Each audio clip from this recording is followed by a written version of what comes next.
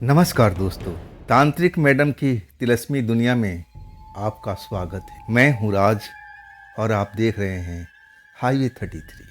तांत्रिक मैडम की ये जो एपिसोड है 57 है और इस एपिसोड को हम शुरू कर रहे हैं। तो दोस्तों चलिए शुरुआत करते हैं तांत्रिक मैडम की इस नई स्टोरी को।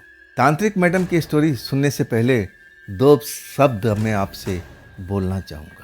मैं आपको जानकारी देना चाहता हूँ कि ये एपिसोड मैंने जब शुरू किया था ना, तो मैं सोचा भी नहीं था कि इतना लंबा ये एपिसोड चलेगा। आज 50 से ऊपर ये एपिसोड हो चुका है, लेकिन कुछ लोग हैं जो तांत्रिक मैडम की कहानी पसंद नहीं करते। उन्होंने बहुत लोगों ने मुझे मैसेज किया, व्हाट्सएप किया कि अब तो रहने दीजिए, नई नई कहानी लाइए, तांत्रिक मैडम की कहानी बहुत अब बोर करती है। लेकिन आप लोगों ने मुझे मैसेज किया कि नहीं, तांत्रिक मैडम की कहानी यूं ही चलनी चाहिए। तो मैंने भी बहुत गौर किया, सोचा कि ठीक है, मैं आप लोगों का कहना मानता हूँ। और आज जो एपिसोड मैं आपको बताने जा रहा हूँ 57 है। लेकिन एक गुजारिश है दोस्तों, इस तांत्रिक मैडम को एपिसोड को अगर आप हर संडे को संडे देखना चाहते हैं और इसको आगे बढ़ाना चाहते हैं, तो जो आप चैनल देख रहे हैं ना, इस चैनल पर एक ज्वाइन बटन भी होगा मेंबरशिप का, उसको आप ऑन कर दीजिए। एक कप कॉफ़ी और एक बर्गर के दाम पर ये ज्वाइन बटन आप इनेबल कर लीजिए, मेंबरशिप आप बन जाइए। मैं जानता हूँ कि आप लोग ये काम को कर पाओगे मामूली खर्च में। तो सबसे पहले मैं देखना चाहता हूँ कि जो तांत्रिक मैडम के फैन हैं, जो सबसे चहेता हैं, तो पहला नंबर पर कौन आता है। मैं उम्मीद करता हूँ कि आप मेरी बात को समझ गए होंगे। तो चलिए शुरुआत करते हैं आज का एपिसोड। तांत्रिक मैडम एपिसोड नंबर 57। तांत्रिक मैडम आजकल बहुत बिजी रहती थी। कब आती थी, कब जाती थी, कोई समझ नहीं पाता था। कभी कभी 2-4 घंटा या पूरी रात भी अपने कमरे में रहती थी जेसिका के साथ। जेसिका भी बात करने की कोशिश करती, लेकिन हमेशा अपने आप में खोई रहती थी तांत्रिक मैडम। जब तांत्रिक मैडम चली जाती थी ना, तो जो घर के बाकी टीम है एक साथ बैठ कर के और तांत्रिक मैडम की बात पर चर्चा करते थे। आशीष, जेसिका आपस में बात करते कि आजकल तांत्रिक मैडम इतना बिजी कैसे हो गई है, जल्दी से आती है और जल्दी ही निकल जाती है, क्या हो रहा है उनके लाइफ में। जेसिका और आशीष आपस में चर्चा तो जरूर करते थे, लेकिन कोई जान नहीं पाता था कि आखिर आजकल किस चक्कर में लगी हुई है। ये तो पता था कि वो कुंजी जब से मिल नहीं जाएगी तांत्रिक मैडम को, तब से वो चैन से बैठने वाली नहीं है। तो क्या वो कुंजी के इतना नज़दीक पहुंच गई थी। आशीष और जेसिका आपस में यही सब बात करते रहते थे, और कभी कभी तो 2 दिन 3 दिन तांत्रिक मैडम का पता भी नहीं चलता कि कहाँ जा रही हैं और कब आएगी। ऐसे ही तांत्रिक मैडम अपने घर से निकल चुकी थी। जेसिका आशीष को बताते हुए कि मैं कब आऊँगी मैं कुछ कह नहीं सकती हूँ, एक लंबी दूरी की यात्रा पर हूँ, हो सकता है कि मैं 2-3 दिन में लौट आऊँ और हो सकता है कि मुझे आने में वक्त भी लगे। तुम लोग मेरा इंतज़ार मत करना, अपना काम करो। और हाँ जेसिका और आशीष, मैं आप लोगों को एक छोटा सा केस दिया था, उस केस को आप लोग सॉल्व करो। जाओ वहाँ पर और देखो, जो भी परेशानी है उस चीज़ को आप दूर करो। और जेसिका, थोड़ा आशीष का आप साथ दिया करो, कुछ अपनी तंत्र मंत्र का ज्ञान उन्हें भी बताओ। अब उस लायक हो चुके हैं कि तंत्र मंत्र का ज्ञान पा सके। आशीष तो बड़ा खुश हो गए थे। जेसिका को जब सुनते हैं, जब कहती हैं तांत्रिक मैडम की जेसिका से सीखना है, तो मुंह बना लेते हैं कि नहीं नहीं, मन ही मन सोचते हैं कि नहीं, मैं जेसिका से ये तंत्र मंत्र का ज्ञान नहीं लूँगा तो अपने पत्नी से, यानी मैडम जी से, तांत्रिक मैडम से। अब इसके बाद सब कुछ बताने के बाद तांत्रिक मैडम का गाड़ी रोड पर दौड़ रहा है। कहाँ जा रही है, क्या करने वाली है, कुछ पता नहीं था। आखिरकार सुबह से निकली हुई यात्रा दोपहर में जा कर के एक जगह पर एक बंगले में रुकती है। बंगला काफ़ी पुराना दिख रहा है। देखने में लगता है कि बंगले का मेंटेनेंस सही ढंग से हो नहीं पा रहा। गार्डन बना हुआ था लेकिन पेड़ पौधे उसमें बिल्कुल नहीं थे, और जो भी थे ना, ऐसा लग रहा था कि उसका कोई मेंटेनेंस नहीं कर रहा है। आखिरकार जब घंटी बजाती है मैडम, तब कुछ देर उनको इंतज़ार करना पड़ता है। इंतज़ार करने का अब टाइम कुछ ज़्यादा ही हो जाता है। मैडम दूसरी बार घंटी नहीं बजाती है, इंतज़ार करती रहती है, और आखिरकार दरवाज़ा खुलता है। दरवाज़ा भी बहुत पुराना जैसे लग रहा है। दरवाज़ा खोलने में एक आवाज़ सी होती है, और फिर तांत्रिक मैडम देखती है कि एक 60-65 साल का बूढ़ा इंसान सामने दिख रहा है। दाढ़ी बढ़ी हुई है, सर के बाल भी बड़े हुए हैं, आंखों पर मोटा चश्मा, मोटे लेंस का चश्मा लगा हुआ है, और तांत्रिक मैडम को घूर रहा है। तब तांत्रिक मैडम नमस्ते करती हैं और अपने आने का उद्देश्य बताती हैं, अपना परिचय देती हैं, और तब वो खुश हो जाता है। अरे कहता है, आओ बेटा, मैं तो आप ही का इंतज़ार कर रहा था, चलो आओ, आप सही टाइम पर आ गए हो। तांत्रिक मैडम उस दरवाजे को खुद ही बंद करती है, और फिर उस बूढ़े इंसान के साथ आगे की तरफ ड्राइंग रूम में पहुंच जाती है। ड्राइंग रूम में बूढ़ा आदमी बैठ जाता है और तांत्रिक मैडम को बैठने की इशारा करता है, और तब बूढ़ा आदमी खुद ही अब बात करने लगता है। हाँ, प्रोफेसर साहब का मेरे पास में खबर आई थी। मैं तुम्हारे बारे में सब मैं जान चुका हूँ। जो बताना चाहते थे मैं अच्छी तरह से समझ चुका हूँ। तो लाओ, वो जरा मुझे चीज़ दिखाओ, जो चीज़ मुझे दिखाने के लिए आई हो। आप बिना देखे तो मैं कुछ समझ नहीं पाऊंगा। तांत्रिक मैडम एक नक्शा और एक कुछ और चीज़ अब उस बूढ़े इंसान को देती हैं, और कहती हैं कि प्रोफेसर साहब, यही वो दो चीज़ है जिसको मैं आपको चेक कराने के लिए आई हूँ। आप प्लीज़ देख करके बताइए कि इसमें जो सब कुछ लिखा हुआ है ये एक्चुअल में जगह है कहाँ पर। इसके बारे में मुझे विस्तार से बताइए। अब वो प्रोफेसर साहब बोल रही थी। उस बूढ़े इंसान को जो तांत्रिक मैडम थी ना, प्रोफेसर साहब से संबोधित कर रही थी।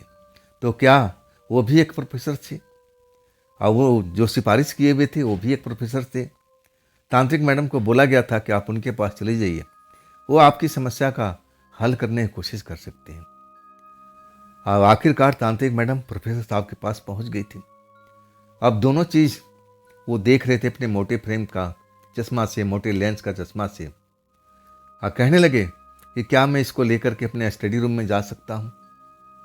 तांत्रिक मैडम कहने लगी, हाँ, आप बिल्कुल लेके जा सकते हैं, मुझे कोई आपत्ति नहीं है, मैं यहीं पर इंतज़ार कर रही हूँ। और वो शख्स दोनों चीज़ अपने हाथ में लिए हुए अपने स्टडी रूम की तरफ बढ़ जाता है। वहाँ जाने के बाद स्टडी रूम का लाइट जलाता है, कुर्सी पे बैठ जाता है, और एक लेंस है जो दूर का चीज़ों को देखने का काम आता है या नज़दीक के किताब पढ़ने का काम आता है, उस लेंस को इस्तेमाल करता है।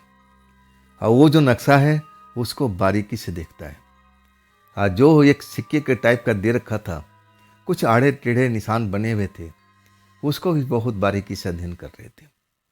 और इस काम में अच्छा खासा टाइम उनको लग रहा था। 1 घंटा से ऊपर तो बीत चुका था, ना जाने अभी कितना और टाइम लगेगा। तांत्रिक मैडम इधर सोफे में बैठी हुई प्रोफेसर साहब का इंतज़ार कर रही थी, लेकिन प्रोफेसर साहब कब तक उस चीज़ पर रिसर्च करेंगे, कब तक यहाँ आके बताएंगे, अब समझ नहीं पा रही थी। लेकिन ज़्यादा इंतज़ार नहीं करना पड़ा। और इसके बाद प्रोफेसर साहब आते हैं, तांत्रिक मैडम के बगल का जो सोफा होता है उस पर बैठ जाते हैं, और तब तांत्रिक मैडम प्रोफेसर साहब की तरफ देखने लगती है और कहती है कि हाँ प्रोफेसर साहब, आपको कुछ समझ में आई इस बारे में? और तब प्रोफेसर साहब कहने लगे, हाँ, जो कुछ मुझे समझ में आया है, एक पर्ची पकड़ा देते हैं, कहते हैं कि इस पर्ची में मैंने सब कुछ लिख दिया है कि ये जगह कहाँ पड़ेगी, अब ये कौन सा स्टेट में पड़ेगी, सब कुछ इसके बारे में मैं बता दिया हूँ। और जो सिक्के को मैं अध्ययन किया हूँ ना, उसका भी सब कुछ इस पर्ची में मैं आपको लिख करके बता दिया हूँ। आप पढ़िएगा और समझिएगा, लेकिन थोड़ा अपने आप को सुरक्षित रखिएगा। मैं जो इन चीज़ों को देख रहा हूँ ना, मैं थोड़ा बहुत इनके बारे में अपने गुरु से जानकारी रखता था। ये एक ऐसी शक्ति है जो ये आपके पास में कैसे आ गई, मैं भी अब सोच करके हैरान हूँ।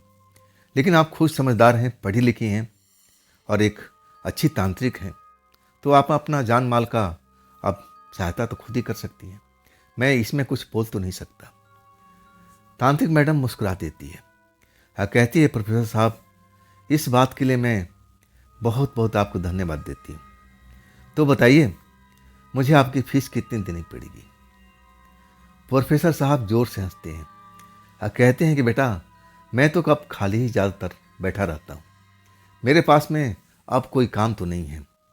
अब जो मेरा बेटा है अब तो विदेश में रहता है, मेरी बहू भी विदेश में है, मेरे पोते में विदेश में हैं, तो इस घर में तो मैं अकेले रहता हूँ, समय पास करता रहता हूँ, कुछ पुरानी किताबें टटोलता रहता हूँ, पढ़ता रहता हूँ और उसी में मेरा टाइम निकल जाता है। बेटा, तुम आई तो मुझे थोड़ा काम मिल गया और देखो, मैंने जो भी इसमें समझा पाया, मैंने जो भी सच्चाई है उस पर्ची पर लिख दिया हूँ।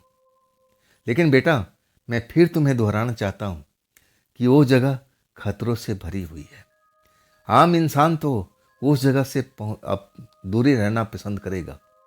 वो इतनी खतरनाक जगह है और आम इंसान जल्दी से उस जगह में जा भी नहीं सकता। तो बेटा, अपने आप को थोड़ा संभालना। तांत्रिक मैडम फिर एक बार से धन्यवाद करती हैं और कहती है कि क्या मैं अब जा सकती हूँ?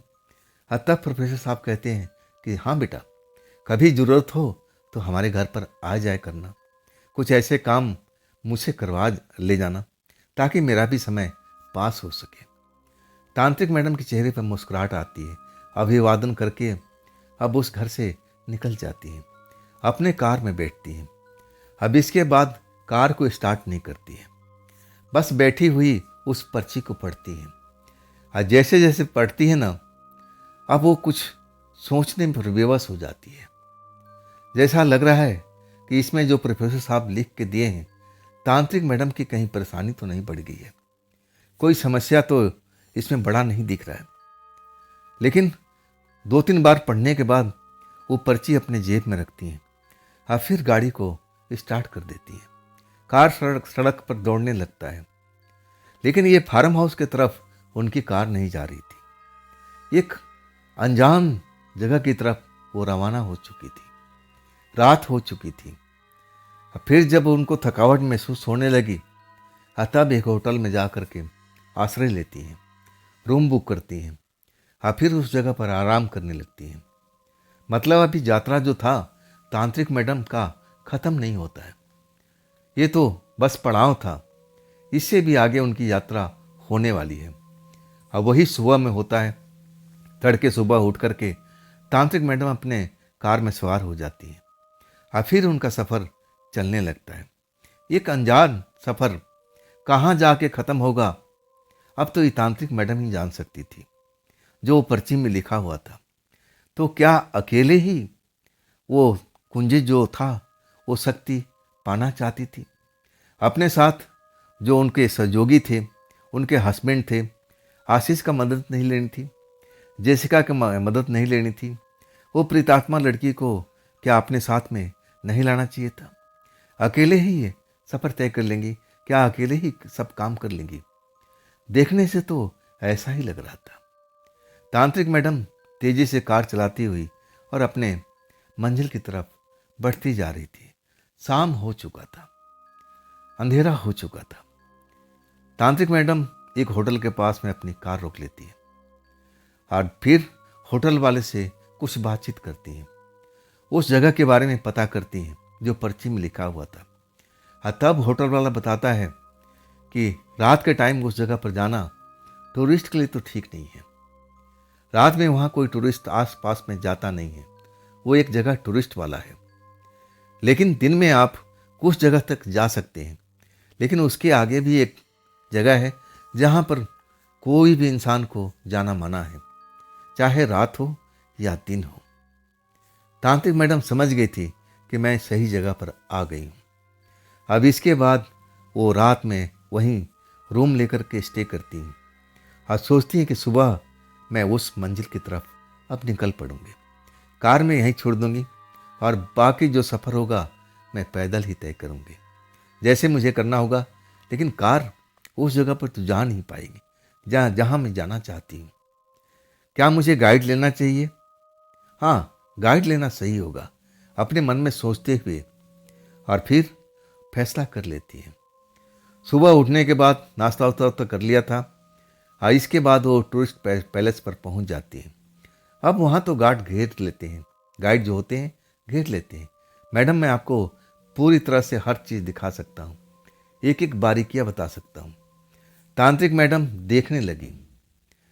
अब जो सबसे नौजवान लड़का था अब उसको बुलाती है, कब से काम कर रहे हो यहाँ पर? तब वो लड़का कहता है कि मुझे 5 साल हो चुका है, मैं आपको अच्छी सी चीज़ें और बिल्कुल सही ढंग से बताऊंगा, एक एक बारीकियाँ समझाऊंगा। तब तांत्रिक मैडम कहती है ठीक है, तुम मेरे साथ में चल सकते हो। और वो नौजवान लड़का बड़ा खुश हो जाता है क्योंकि काम मिल चुका था। तांत्रिक मैडम पिट्ठू बैग अपने पीठ पर टांगी हुई थी और फिर उस गाइड को लेकर के अब आगे की तरफ चलने लगी थी। लेकिन ज़्यादा दूर नहीं जाती है, एक जगह पर बेंच खाली होता है, वहाँ बैठ जाती है और उस लड़के से पर्ची को दिखा करके जानकारी लेने लगती है। और जैसे ही पर्ची देखता है ना, लड़का डर जाता है, कहता नहीं मैम, यहाँ पर आगे जाना अलाउ नहीं है, ये जगह खतरों से भरी हुई है, बहुत तरह का खतरा है। तब तांत्रिक मैडम कहती है कि कैसा खतरा, क्या तुम जानते हो उस जगह के बारे में? तब लड़का कहता है कि देखिए मैडम, मैं तो कभी नहीं गया हूँ, लेकिन मेरे पिताजी भी गाइड का काम करते हैं। अब वो नहीं रहे, उन्होंने कुछ उसके बारे में बताए हैं। जब वो रास्ता भटक करके उस जगह पर चले गए थे, तब उनकी जान बड़ी मुश्किल से बची थी। वहाँ पर कुछ विचित्र विचित्र इंसान नजर आ रहे थे, जो सामान्यतः इंसान से काफ़ी लंबे थे। अब बड़े बड़े उनके सर था, रंग भी कुछ अलग ही था। सबसे बड़ी बात ये थी कि उनकी आंखें सुर्ख थी, लाल थी। और इसके बाद मेरे पिताजी डर गए थे, गिरते पड़ते उस जगह से, उस जंगल से निकल करके लौट आए थे। लेकिन आने के बाद बहुत बीमार हो चुके थे, बहुत इलाज कराना पड़ा, झाड़ फूक कराना पड़ा, और तब जाकर के स्वस्थ हुए थे। नहीं मैडम, उस जगह पर तो मैं जा नहीं सकता, ना आपको सलाह दे सकता हूँ कि आप उस जगह पर किसी परेशानी का सामना करो जैसे मेरे पिताजी ने किया था। मैं आपको उचित सलाह दे रहा हूँ मैडम, वह जगह इंसानों के लिए ठीक नहीं है। लेकिन तांत्रिक मैडम तो उसी जगह पर जाना चाहती थी, जो उनका काम था वो तो उसी जगह पर शुरुआत होता है। इसीलिए इतना सफ़र करके इस जगह पर आई थी ताकि उस रहस्य को हल कर सके, वो शक्ति पा सके जिस शक्ति के लिए वो भटक रही थी। आज वो जगह अब मिल चुका था, जिस जगह पर वो जो शक्ति थी छुपी हुई थी। आखिरकार उस लड़के को मनाने लगती है, लालच देने लगती है। लेकिन लालच से लड़का फंसता नहीं है, कहता है कि मैडम, अगर आप लाख रुपये मुझे पर नाइट के देंगी ना, तब भी मैं ये काम नहीं करूँगा। लेकिन तांत्रिक मैडम थी, सब विद्या जानती थी। अब अपनी मोहिनी विद्या चलाती है। मोहिनी जब मंत्र चलता है ना, तो अच्छे अच्छे लोग, अच्छे अच्छे इंसान फंस जाते हैं। उस लड़के की बिसाती क्या थी, तांत्रिक मैडम की जैसे आंखों में खो चुका था। जैसे लगने लगा कि यही तो है जिसके लिए मैं ये कड़ी मेहनत कर रहा हूँ, यही है, इसीलिए तो मैं ये सब कर रहा हूँ, ये काम कर रहा हूँ। मैं ऐसी लड़की तो पाने का कल्पना करता था, ये लड़की खुद मेरे पास चल के आ गई है। मोहिनी मंत्र अब चल चुका था और वो लड़का मोहिनी मंत्र के जाल में फंस चुका था। अब वो तांत्रिक मैडम उनको अब एक तरह से उनकी महबूबा लगने लगी थी, प्रेमिका लगने लगी थी। चेहरे पर अब लालिमा आ गई थी। तांत्रिक मैडम जो पूछ रही थी अब मुस्कुराते हुए हर सवाल का जवाब दे रहा था। तब तांत्रिक मैडम कहने लगी कि देखो, हम जो ये सफ़र है ना, रात को शुरुआत करेंगे जब यहाँ पर कोई नहीं होगा। हम दिन का सफ़र अब जा भी नहीं सकते ना, यहाँ पर जगह जगह गार्ड खड़े दिखाई देते हैं, वो हमें आगे जाने नहीं देंगे। लेकिन मैंने जो पता किया है कि रात के टाइम में जो नाइट गार्ड वाले होते हैं बहुत कम मात्रा में होते हैं, और हम एक ऐसे रास्ते का चुनाव करेंगे जो तुम बताओगे, जहाँ पर रात में गार्ड नहीं होते हैं, और हम उसी रास्ते से अब इस जंगल में प्रवेश कर जाएंगे। मुझे उस जगह पर तुम लेके चलोगे। लड़का एकदम तैयार हो जाता है, और वो थोड़ी देर पहले जो बोल रहा था कि मैडम जी, अगर आप 1 लाख रुपए भी देंगी ना पर नाइट का, तब भी नहीं जाऊंगा। और वो लड़का बिल्कुल ऐसा लग रहा था कि वो लड़का था ही नहीं, बिल्कुल बदलाव आ चुका था। मोहिनी मंत्र का असर था उस पर, और मोहिनी मंत्र जाल में वो फंस चुका था। आखिरकार सारा प्लानिंग होने लगी, लेकिन अभी दिन का वक्त था। तब तांत्रिक मैडम अब उसको कहती है कि चलो, मुझे तो अब होटल में जाना है, और एक काम करो, तुम पूरी तैयारी कर लो। पूरा सामान का लिस्ट बना देती हैं। कहती है कि ये सब सामान अपने बैग में रख लेना, और इसके बाद तुम शाम ढलते ही मेरे होटल के कमरा नंबर में पहुंच जाना। मैं तुम्हारा इंतज़ार करूंगी। कुछ करारे करारे नोट भी उस लड़के को दे देती है तांत्रिक मैडम कि जो भी सामान खरीदना है तुम इस पैसे से खर्च कर सकते हो। इसे सारा सामान जो भी तुम्हारा लगता है कि लेना चाहिए तुम ले सकते हो, और शाम जैसे ढले मेरे कमरे में तुम आ जाना, मैं तुम्हारी इंतज़ार करती रहूँगी। लड़का देख के मुस्कुराता है। उसको लगता है ये तो अब प्रेमिका है, ये तो मेरा अब एक मालिक नहीं है, मैं इसकी नौकरी नहीं करता हूँ, मैं इसका कोई लगता हूँ तो सिर्फ ये मेरी प्रेमिका लगती है और कुछ नहीं। मोहिनी मंत्र का ऐसा ही होता है, जो भी इसके जाल में फंसा वो निकल नहीं सकता जब तक वो ना चाहे। जिसने मंत्र को किया है जब तक वो ना हटाए, तब तक उसी जाल में अपने आप को बंधा हुआ महसूस करता है। और जो अब वो मन में आता है वो कर नहीं पाता है।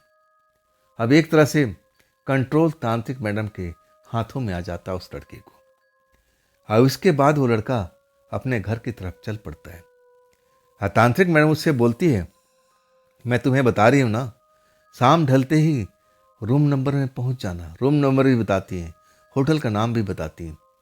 तब लड़का कहता है कि मैं उससे पहले पहुँच जाऊँगा। मैडम जी, आप चिंता मत करो, हम रात का सफ़र ज़रूर करेंगे।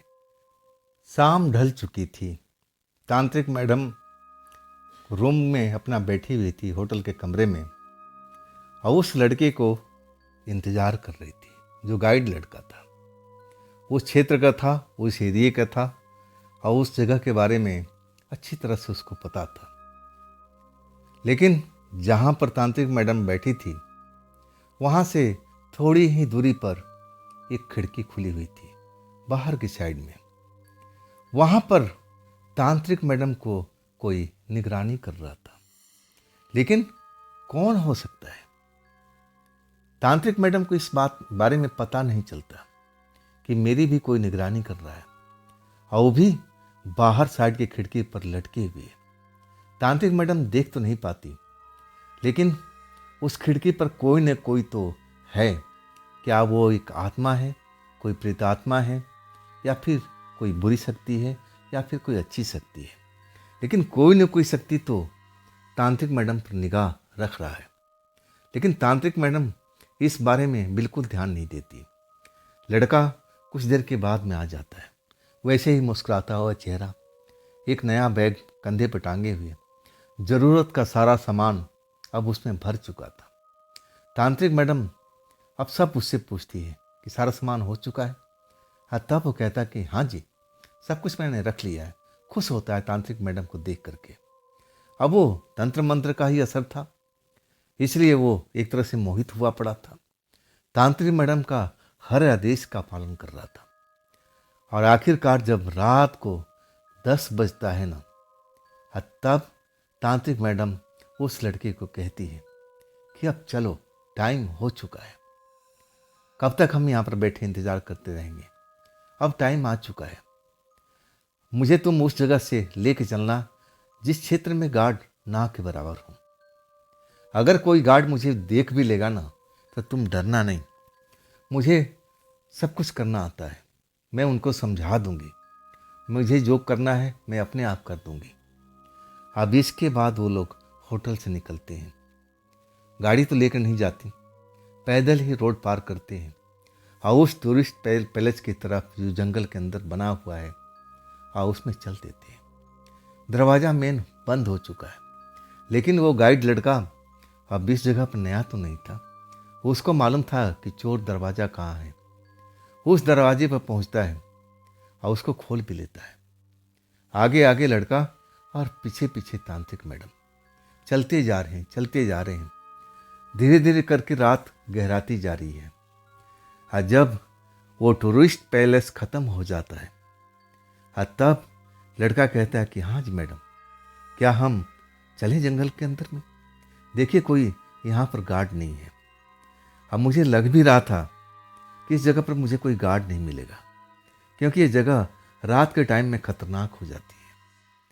गार्ड को भी पता था, तभी इस जगह पर कोई गार्ड, इसके आसपास में कोई नहीं होता। सबको अपनी जान का डर है ना। तब तांत्रिक मैडम कहती है कि हाँ चलो, आप मुझे अब रास्ता बताओ। जो मैंने आपसे जगह का बारे में पूछा है, हमें उसी जगह पर चलना है। कब तक पहुंच जाएंगे? तब वो लड़का मुस्कुराते हुए तांत्रिक मैडम की तरफ देखता है, जैसे उसको ऐसा लग रहा था कि ये लड़की कोई मेरे लिए अनजानी नहीं है। मैं इसको तो न जाने कब से जानता हूँ। एक दोस्त की तरह है, मेरी प्रेमिका है, ऐसे उसको अनुभव हो रहा था। और फिर वो सब कुछ बताने लगता है। कहता है मैडम चलते हैं ना, अब रुकना ठीक नहीं है। अगर हम जल्दी से पहुंच गए ना उस जगह पर, कोई रुकावट नहीं आई, तब भी 2-2.5 घंटे का समय लग सकता है। और इसके बाद उनकी यात्रा जंगल के शुरू हो जाती है। शुरू में तो थोड़ा कम घना जंगल आता है। अब बड़े आराम से लोग जाते रहते हैं, लेकिन जितना अंदर जाते हैं ना, उतने घना जंगल होने लगता है। हर तरफ बड़े बड़े से छोटे छोटे से पेड़, झाड़ियाँ, कोई बड़ी झाड़ियाँ ऐसे दिखाई देने लगती है। और बीच बीच में कोई रास्ता जानवर भी पार कर लेता है। हाँ, लेकिन बिना कोई शोर शराबा के। ऐसे क्यों हो रहा था, तांत्रिक मैडम ही इसके बारे में बता सकती थी। शायद वो कोई तंत्र मंत्र का प्रयोग किया था, इसलिए वो कोई भी इनकी तरफ नहीं देख रहा था। कोई भी जानवर उस रास्ते को पार करता तो तांत्रिक मैडम और उस लड़की की तरफ ध्यान नहीं देता था। उस रास्ता पार करके जल्दी से जंगल में गुम हो जाता था। ऐसे न जाने कितनी बार हो चुका था। और वो लड़का भी आश्चर्य में था कि ये जानवर तो देखने में खतरनाक दिख रहे थे, लेकिन उन्होंने मेरी तरफ देखा नहीं। तांत्रिक मैडम समझ गई थी, तो धीरे से फुसफुसा करके, अब ऐसे जंगल में थी कि तेज आवाज में बोल भी नहीं सकती थी, फुसफुसा के समझा दिया कि तुम्हें इन जानवर से डरने की आवश्यकता नहीं है, तुम मुझे बस रास्ता दिखाते चलो। और आखिरकार लड़का को भी समझ में आ चुका था कि जो मेरे साथ में चल रही है, अब ये तो है नहीं मेरी प्रेमिका है, ऐसे लड़के को महसूस हो रहा था। और आखिरकार सफ़र जारी था। अब थोड़ा पहाड़ी साइड देखने लगा था। अब पहाड़ी भी कोई ऊंची भी थी, कोई नीची भी थी। अब वो जो लड़का था एक नीची पहाड़ी की तरफ चलने लगा था। और इसके बाद जो जंगल था ना, धीरे धीरे अब और घना होता चला गया। मतलब अगर इस बार जंगल में कोई गुम हो गया ना, तो आसानी से इस जंगल से निकल नहीं पाएगा। दिशा उसको समझ में नहीं आएगी कि किधर में पूरब है, किधर में पश्चिम है, क्योंकि जिस जगह से गुजर रहे थे वहाँ तो आसमान में चांद निकला हुआ था, लेकिन उसकी रोशनी जरा भी अंदर तक नहीं आ रही थी। तो सूरज की रोशनी भी यहाँ पहुँचना बहुत मुश्किल है। लेकिन लड़का समझदार था। अब वो रास्ता बताते ही जा रहा था, आगे आगे खुद चल रहा था, अब पीछे पीछे तांत्रिक मैडम। आखिरकार छोटी पहाड़ी के पास में वो लोग पहुंच जाते हैं। तब वो जंगल थोड़ा अब कम हो जाता है। मतलब जंगल तो ऐसा ही दिखता है, लेकिन जंगल के जो पेड़ पौधे होते हैं ना, उसकी ऊंचाई कम हो जाती है। तब एक चमकती हुई पानी जैसा कुछ दिखाई देता है। तांत्रिक मैडम को तो यही चीज चाहिए था। उस जगह पर पानी जरूर होना चाहिए था जहां पर तांत्रिक मैडम को जाना था। और आखिरकार जब पानी को देखती हैं तब खुश हो जाती है। और उस लड़की कहती है, हाँ हाँ, यही जगह है, जो पानी देख रहे हो ना, हमें उसी जगह पर चलना है। एक बार फिर वो नक्शा निकालती है, पुरानी नक्शा जो प्रोफेसर साहब को दिखाई थी। और वो रोशनी में उसको अच्छी तरह से पढ़ने की कोशिश करती है। और फिर वो पर्ची जो प्रोफेसर साहब ने दिए थे, अब दोनों का मिलान करती है। अब वास्तव में लगता है कि हम सही जगह पर पहुंच गए। लेकिन तांत्रिक मैडम के पीछे भी कोई चल रहा था। कई बार तांत्रिक मैडम को आभास भी हुआ था। उन्होंने देखा भी, उनको लगा कि कोई जंगली जानवर होगा जो मेरे पीछे पीछे चल रहा है। लेकिन जब पलट के देखती है ना, तो कोई दिखाई नहीं देता है। लेकिन संदेह नहीं कर सकती, क्योंकि किसी को बता के नहीं आई थी कि मैं कहाँ जा रही हूँ। खास करके ना तो आशीष को, ना जेसिका को, और ना उस प्रेतात्मा लड़की को। जो प्रेतात्मा लड़की अब इस लालच में थी कि वो शक्ति जब मिल जाएगी, तब मुझे एक नया जीवन मिलेगा, मुझे एक नया शरीर मिलेगा, और उसी आस में आस लगाए बैठी हुई थी। लेकिन उसको भी कुछ खबर नहीं होता।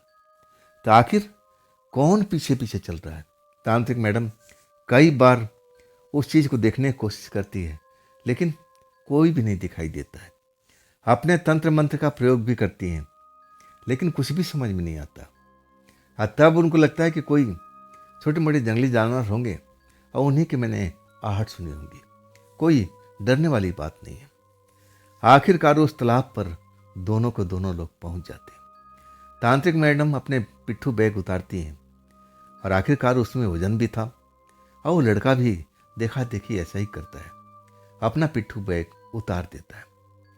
तांत्रिक मैडम जो थी अपने बैग को खोलती है और उस लड़के को भी कहती है कि तुम अपना कैंप जो टेंट है रेडीमेड, अब तुम निकाल लो और इस जगह पर तुम लगाओ जैसे मैं लगा रही हूँ। वो लड़का बिल्कुल तांत्रिक मैडम को नकल कर रहा है। जैसे तांत्रिक मैडम अपना पोर्टेबल कैंप को लगाती हैं, और वैसे ही लड़का भी लगा लेता है। और तब उस लड़के को आदेश देती है कि देखो, तुम जाके अपने कैंप में आराम क्यों नहीं कर लेते? मुझे पता है कि तुम थके हुए हो और तुम्हें नींद भी आ रही है, तुम्हें आराम कर लेना चाहिए। अगर कोई ज़रूरत पड़ती है तो मैं तुम्हें जगा सकती हूँ, लेकिन अभी तुम जाओ, तुम आराम कर लो। लड़का जैसे आदेश को मान रहा था। तांत्रिक मैडम अपने कैंप में आ चुकी थी। वो लड़का भी अपने कैंप में जाकर के सो चुका था। तांत्रिक मैडम कुछ सोचती हैं, फिर कुछ पुस्तकें निकालती हैं और इसके बाद अध्ययन करने लगती हैं। उसमें जैसे ग्रह नक्षत्र जैसे अब नक्शा बना हुआ था। ग्रह की स्थिति दिखाई गई थी कि इस टाइम में ग्रह कौन कौन सा इस जगह पर होना चाहिए। और वो चीज़ ले करके तांत्रिक मैडम कैंप से बाहर आ जाती है। जहाँ जिस जगह पर थी, ये घना जंगल तो नहीं था, छोटे छोटे पेड़ थे, खुला आसमान था। आसमान में चांद भी अब दूर छिपने की कोशिश कर रहा था, मतलब थोड़ा अंधेरा जरूर हो चुका था। और तब वो ड्राइंग देख करके, नक्शा देख करके उन ग्रह नक्षत्रों को मिलाने की कोशिश करती है। और आखिरकार इसमें थोड़ा समय जरूर लगता है, लेकिन जब उनको लगता है कि हाँ, ग्रह की स्थिति बिल्कुल अनुकूल है, जैसा इस नक्शा में दिखाया गया है, दर्शाया गया है, तब उनके चेहरे पर मुस्कुराहट दौड़ जाती है। उनको लगता है कि मैंने तो 3 हिस्सा काम अब पूरा कर लिया है। इस चीज़ पर उन्होंने बहुत गहन अध्ययन किया था, रिसर्च किया था, कई गुरुओं से इस पर चर्चा किया था, बातचीत किया था। और जो भी उनके गुरु अब इसमें चर्चा में भाग लिए थे, जो उन्होंने अब बताया था उस चीज़ को अपने दिमाग में बिठा लिया था और वो वक्त आ चुका था। लेकिन वक्त सुबह का 4 बजे का था। जो ग्रह नक्षत्र दर्शा रहे थे, समय दिखा रहे थे, जिस जगह पर थी, वो जो परफेक्ट टाइम मिलना होता था ग्रह नक्षत्र को, इस जगह पर, इस तालाब पर, वो सुबह 4 बजे का था। अब वो घड़ी देखती हैं, 3:30 बज चुका है। मतलब आधा आधा घंटा मेरे पास में है। तभी उनको लगता है कि उनके कैंप में कोई परछाई सी नजर आई है, क्योंकि वो तो कैंप के बाहर निकल चुकी थी। अंदर में रोशनी जला रखी थी। अब रोशनी के अंदर में कोई परछाई जाएगी तो दिखाई तो जरूर देगी, क्योंकि अब रोशनी का असर तो पड़ता है। जैसे कुछ परछाई को देखती है ना, तांत्रिक मैडम जल्दी से भाग के अपने कैंप में आती है। लेकिन तब तक कैंप पूरा खाली था, उसमें कोई भी नहीं था। लेकिन तांत्रिक मैडम थोड़ा सोच विचार में लग गई थी। कैंप से बाहर निकलती हैं और आसपास में घूमने लगती हैं। कुछ तंत्र मंत्र का जाप करने लगती हैं और कुछ ऐसे ही शब्द का उच्चारण करने लगती हैं। लेकिन वहाँ पर कोई भी ऐसा चीज़ जो तांत्रिक मैडम की नज़र में गलत हो, वो दिखाई नहीं देता है। और उनकी नज़र घड़ी के ऊपर भी टिकी हुई है। कहीं वो टाइम, वो मुहूर्त ना निकल जाए जिस मुहूर्त में ये काम करना था, उस शक्ति को पाना था। अगर सेकंडों को भी देरी होगी तब ये काम हो नहीं पाएगा। तांत्रिक मैडम तो परेशान रहती है, दिखती है, इधर उधर घूमती है, जैसे उसको संदेह हो गया है कि मैं इस जगह पर अकेले नहीं हूँ, कोई है मेरे साथ में। रास्ते में मैं कई बार अनुभव कर चुकी हूँ, लेकिन मुझे कोई दिखाई नहीं दिया। तो क्या कोई तांत्रिक शक्ति है या फिर कोई प्रेत शक्ति है? लेकिन जो मैंने मंत्र का उच्चारण किया है उसमें तो अब नजर आ जाना चाहिए। लेकिन वो कोई भी शक्ति हो, छुप नहीं सकती थी, लेकिन नजर क्यों आ रही है? क्या नहीं, ऐसा नहीं हो सकता है। मन ही मन कुछ सोचती हैं, बुदबुदाती हैं, कहती कि नहीं, ये शायद मेरा मन का वहम है, कोई जंगली जानवर होगा। जंगली जानवर से हमें डरने की आवश्यकता नहीं है। मेरे बैग में अब फल फ्रूट पड़े हुए हैं, खाने का सामान भी पड़ा हुआ है, और वो गंदे के लालच में हमारे कैंप में घुस गया होगा। तांत्रिक मैडम को अब ऐसा विचार आता है, क्योंकि अगर कोई शक्ति होती तब तक मेरे को नजर आ जाती। मेरे मंत्र के आगे वो छुप नहीं सकती। और आखिरकार समय धीरे धीरे आगे बढ़ने लगता है। जिस पल का इंतजार था वो बहुत करीब था। तब तांत्रिक मैडम जो कुछ सामान निकालना था वो निकाल करके तैयार अब एक तरह से हो चुकी थी। तालाब के पास में आ गई थी। तालाब में आगे चल के पानी गहरा जरूर होगा, तांत्रिक मैडम को पता था, लेकिन किनारे पर इतना गहरा नहीं होगा, उनको यह अनुमान था। तालाब में उतर जाती है, अपने कपड़े लत्ते सब कुछ उतार करके। शरीर पर एक भी वस्त्र नहीं है। शर्म नाम की जैसे उनको परवाह नहीं है। अब कौन देख रहा भाई? अब इस जंगल में, इस सुनसान क्षेत्र में, वो जो लड़का भी है अपने कैंप में मजे से सो रहा है, और तो यहाँ कोई नहीं है। पूरा कपड़ा उतारने के बाद अब तालाब के अंदर में पैर रखती है। पानी बहुत ठंडा महसूस होता है, लेकिन वो पानी ठंडा जरूर था, लेकिन तांत्रिक मैडम मन ही मन सोचने लगी कि ये काम जितना जल्दी हो जाए उतना ही अच्छा है। पानी बहुत ठंडा है, मैं ज़्यादा देर तक इस पानी में रुक नहीं पाऊंगी, क्योंकि मुझे इसकी आदत नहीं है। लेकिन ये जो काम था, इनका जो सपना था, आज पूरा होने वाला था। वो शक्ति इनको मिलने वाली थी। आज जिस विधि विधान से ये सब काम करना था, तांत्रिक मैडम अब अपनी पूरी तैयारी कर ली थी। पानी में उतर चुकी थी, बिना वस्त्र के थी। आज जो कुछ सामान अब उस टाइम में जरूरत था उनके हाथों में था। आखिरकार घड़ी ने 4 बजा दिया था। आज जैसे ही 4 बजता है, कुछ उनके हाथों में सामान होता है जो एक एक करके मंत्र पढ़ती हैं और उस पानी में डाल देती है। ऐसा वो 5 बार करती है। 5 बार कोई ना कोई चीज मंत्र पढ़ के पानी में डाल देती है। फिर इंतजार। पानी बिल्कुल ठंडा है और बिल्कुल शांत है। इंतजार करने लगी। जब कुछ देर हो जाता है ना, तो तांत्रिक मैडम को लगता है कि क्या ये शक्ति काम नहीं कर रही क्या? क्या मैं उस शक्ति को पा नहीं पाऊंगी जिसके लिए मैं सारा कठिन परिश्रम कर रही हूँ? मैं इस जगह पर पानी के अंदर में खड़ी हूँ, वो भी बिना वस्त्र के। क्या ये मंत्र काम नहीं कर रहा? क्या मैंने कोई गलती कर दी? तभी पानी में कुछ हलचल होने लगी। ऐसा लगा कि पानी में तूफान सा उठने लगा हो, पहले धीरे धीरे, इसके बाद जैसे पानी लहर मारने लगी हो।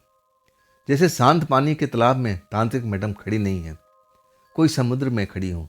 हाँ, समुद्र में तो हमेशा लहर दिखाई देती है, शोर सुनाई देता है। हाँ, वैसा ही कुछ लहर इस तालाब में भी चलने लगती है। हल्का सा शोर पानी का सुनाई देने लगता है।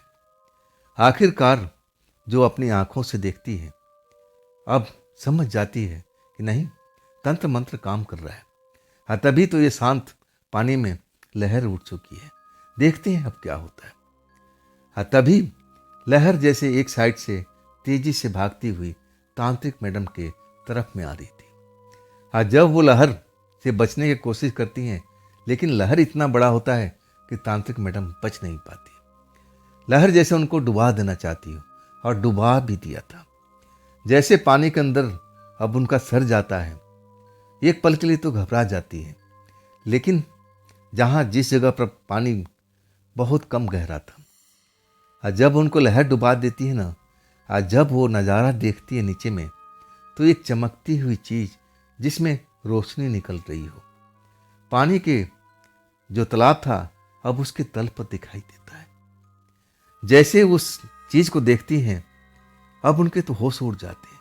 अरे यही तो वो शक्ति है जिसको मैं पाना चाहती थी, जिसके लिए ना जाने कितने कितने लोग भटकते रह गए, और ये शक्ति किसी के हाथ में नहीं आई।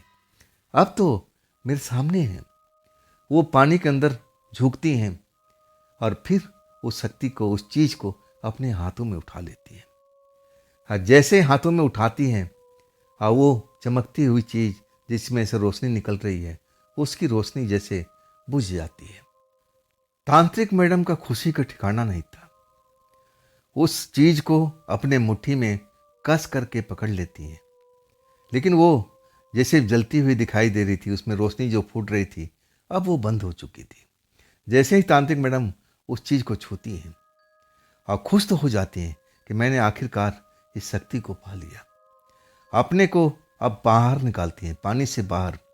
अपना हाथ जैसे ही ऊंचा उठाती हैं, तभी जैसे एक बड़ा सा चमगादड़ उनसे आकर के टकराता है। तांत्रिक मैडम को अब इतना जोरदार झटका लगता है कि अपना नियंत्रण रख नहीं पाती उस टक्कर से, और पानी के अंदर फिर गिर पड़ती हैं। उनके हाथ से वो शक्ति छूट जाती है। ये सब अचानक इतना तेजी से होता है कि तांत्रिक मैडम को संभलने का मौका भी नहीं मिलता, और वो चमगादड़ जैसा पक्षी उस शक्ति को अपने पंजे में दबा देता है, और वो उड़ता हुआ अंधेरे में कहीं गायब हो जाता है। तांत्रिक मैडम जब पानी से अपने आप को ऊपर उठाती हैं, और जो देखती है ना, तो दहल जाती है। ये क्या हुआ? कौन था वो? चमगादड़ जैसा दिख रहा था, वो तो मेरी उस चीज को लेके चला गया। अब क्या? अब क्या? तांत्रिक मैडम का सारा किए कराए पर पानी फिर चुका था। वो शक्ति के इतना नजदीक पहुंच करके इतनी कठिन परिश्रम करने के बाद इस जगह पर आई थी कि आज तो शक्ति मेरे हाथ में आ जाएगी, लेकिन वो शक्ति को अच्छी तरह से देख भी नहीं पाई थी। तब तक उनके साथ ये कारनामा हो चुका था। तांत्रिक मैडम बहुत गुस्से में थी, तंत्र मंत्र का प्रयोग करने लगती उस जगह पर, और कुछ ऐसी शक्तियां उनके साथ में आ जाती हैं, दिखाई देने लगती हैं उस पानी के ऊपर में। कुछ आत्माएं लड़कियां, और उनको आदेश देती हैं कि वो चमगादड़ को जितना जल्दी हो सको पकड़ के ले आओ, और वो मेरा जो शक्ति है वो लेके भाग चुका है। वो शक्तियाँ जो मानव रूपी थी, जो देखने में खूबसूरत लड़कियां लग रही थी, वो हवा में उड़ जाती है, चारों तरफ फैल जाती है। तांत्रिक मैडम अब एक तरह से पानी के अंदर में अभी भी खड़ी हैं, उनको जाता हुआ देखती हैं। मन थोड़ा अशांत हो चुका है कि अब क्या करूंगी? अगर वो शक्ति नहीं मिलेगा तो मेरा सब परिश्रम बेकार जाएगा। इसके लिए मैंने कितना कठिन परिश्रम किया है, तो क्या मिलेगा कि नहीं मिलेगा। लेकिन तांत्रिक मैडम का दिल गवाही दे रहा था कि जरूर मिलना चाहिए। तब अपने आप को पानी से अलग करने लगती हैं। धीरे धीरे अपने गोरे पैर पानी से निकालती हैं और सूखी जमीन पर पैर रखती हैं। और उसी टाइम जो कैंप के अंदर में लड़का गाइड है वो बाहर निकल आता है, जैसे उसको शोरगुल को सुनाई दिया हो। हाँ, जैसे तांत्रिक मैडम के इस रूप में देखता है, उसको अपनी आंखों पर विश्वास नहीं होता है कि जो मैं देख रहा हूँ वास्तव में मेरा कोई सपना है या जो मैं देख रहा हूँ रियल टाइम है। तांत्रिक मैडम जब उस लड़के को अपने आप को देखते हुए पाती है ना, तो वो भी शर्म से डूब जाती है, मतलब शर्म में भर जाती है। ये क्या, ये कैसे जाग गया। लेकिन अब तो देर हो चुकी थी। लड़का ने जो देखना था वो तो देख चुका था।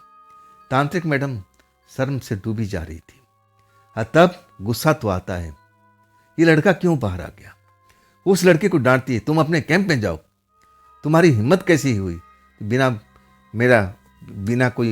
बिना बात किए बिना ऑर्डर माने हुए तुम कैंप से बाहर निकल गए हो। तांत्रिक मैडम गुस्से में अब जोर जोर से बोलने लगी थी और लड़का को लगा कि हाँ, मैंने तो गलती कर दिया। माफ़ी मांगने लगता है कि मैडम जी मुझसे गलती होगी, मुझे माफ़ कर दीजिए। तब कहती तुम उधर देखो दूसरी साइड में।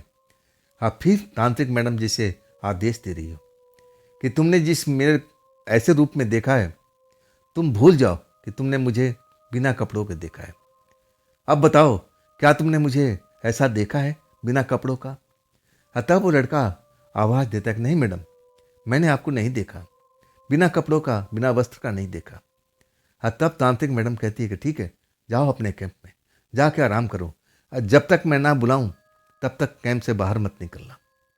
लड़का जैसे बाहर निकला था अब वैसे ही अपने कैंप में चला जाता है। जिस जगह पर लेटा हुआ था और उसी जगह पर लेट जाता है और खराटे भरने लगता है। उसको लगता है कि मैं सपने के दुनिया में हूँ। ये जो कुछ भी हो रहा है ना, ये सपने के अंदर ही हो रहा है, वास्तव में रियल टाइम में ये कुछ नहीं हो रहा है। उसको ऐसा महसूस होता है। इधर जो तांत्रिक मैडम है अपने कपड़े वस्त्र पहन रही है, गुस्से में है और एक निराशा भी चेहरे पर झलक रही है। और कुछ देर के बाद जब कपड़े पहन लेती हैं तब बाहर निकल आती है। कैंप से बाहर इंतजार करने लगती है उन प्रेत आत्माओं का जो उस चमगादड़ के पीछा करते हुए आगे तक गई थी, लेकिन अभी तक एक भी नहीं लौटी थी। लेकिन तभी शोर सुनाई देने लगा। जब देखती हैं कि वो प्रेतात्माएं लड़की एक एक करके हर दिशा से आने लगी है, लेकिन खाली हाथ, किसी के हाथ में वो शक्ति नहीं थी। तांत्रिक मैडम उदासी में घिर जाती हैं। तब तक जो भी उनकी शक्तियाँ होती हैं, लड़की रूपी शक्तियाँ, वो उनके पास में आ जाती हैं। तांत्रिक मैडम के आगे हार मान लेती है। कहती है कि मैडम जी, हमें वो चमगादड़ दिखाई नहीं, ना जाने कहाँ गायब हो चुका था। तब तांत्रिक मैडम को लगा कि अब मैं जीती हुई बाजी हार चुकी हूँ, मुझे अब दोबारा से मेहनत करना पड़ेगा उस शक्ति को पाने के लिए। लेकिन मैं छोड़ूंगी नहीं। जो भी मेरे साथ में धोखा किया है, मैं उसको ऐसा सजा दूंगी कि वो भी जिंदगी भर याद रखेगा। मैं इतना तड़पाऊंगी कि वो तड़पते हुए रहम की भीख मांगेगा, कहेगा कि आप मुझे आज़ाद कर दो। तब मैं कहूँगी कि जितना मैं तड़पी हूँ इस शक्ति के पाने के लिए, उससे ज़्यादा तुम तड़कोगे और वो शक्ति भी मुझे देगा। मन में तांत्रिक मैडम का ऐसा ही विचार चल रहा था। अब लगने लगा कि अब इस जगह पर रुकना व्यर्थ है। अभी ज़्यादा टाइम नहीं गुजरा है और हमें इस जंगल से बाहर निकल जाना चाहिए। अब तो जो होना था हो चुका। पश्चाताप तो था तांत्रिक मैडम के चेहरे पर, उदासी घिरी हुई थी, मन बिल्कुल अशांत था। तब वो लड़की को आवाज़ देती है। जैसा है लड़का उनका आवाज़ सुनता है और आ जाता है कि जी मैडम बताइए। तब कहती है सब कुछ पैक करो, चलो मेरे साथ में, हम यहाँ पर अब रुकेंगे नहीं, हम जहाँ से आए थे हम वापस चलेंगे। इसके बाद लड़का वैसे ही करने लगता है, अपना टेंट वगैरह सब समेट लेता है, अपना बैग में पैक करता है। तांत्रिक मैडम तो ये काम चुटकियों में कर लेती थी। अब इसके बाद वो लोग उस जंगल से निकलने लगते हैं और आखिरकार जब निकलते हैं ना, तो सुबह हो चुकी होती है। सूरज अब जैसे लालिमा दिखाई देने लगती है। तब तांत्रिक मैडम उस लड़के को कुछ रुपए देती हैं। कहती है तुम अपने घर पर जाओ, आराम करो, कल से अपने उसी काम पर लौट जाना। जैसे वो लड़का आदेश को अभी तक मान रहा हो। फिर तांत्रिक मैडम अपने होटल के पास पहुंचती है। होटल का बिल पे करने के बाद गाड़ी में जा बैठती है। कुछ वहाँ पर हवा में कुछ आदेश देती है। फिर अपनी गाड़ी स्टार्ट करके चल देती है। लेकिन उनका गुस्से में चमचमाया टमटमाया हुआ चेहरा साफ नजर आ रहा है। गालों पर जैसे छलके हुए रक्त का अब दिखाई दे रहा है। जैसे उनका गालों में ज़्यादा रक्त भर चुका है। एकदम लाल लाल से उनके गाल हो चुके थे। ये गुस्से में जब होती थी तब ऐसा ही दिखती थी। तो आखिरकार तांत्रिक मैडम की आज की कहानी मैं यहीं पर समाप्त करता हूँ। और उम्मीद करता हूँ आप सबसे कि अभी तक कितने लोग ज्वाइन बटन को ऑन कर चुके हैं, मेंबरशिप स्टार्ट कर चुके हैं। तो चलिए कल फिर हम एक नई कहानी के साथ मैं आपको मिलता हूँ। लेकिन एक चीज़ बता दूँ, ये जो कहानी जब आप लोग मेंबर बन जाएंगे तो मैं जितने मेंबर होगा ना उन्हीं के लिए ये कहानियाँ अपलोड करूँगा। क्योंकि बाकी लोग तो शायद इस कहानी से मन भर चुका है, वो देखना भी नहीं चाहते हैं। हाँ, अगर बाकी लोग देखना चाहें तो भी मेंबरशिप को ऑन कर लें, मेंबर बन जाए तांत्रिक मैडम का। तो फिर दोस्तों कल मिलते हैं इसी टाइम पर और इसी चैनल पर। आप लोग अपना ख्याल रखिएगा।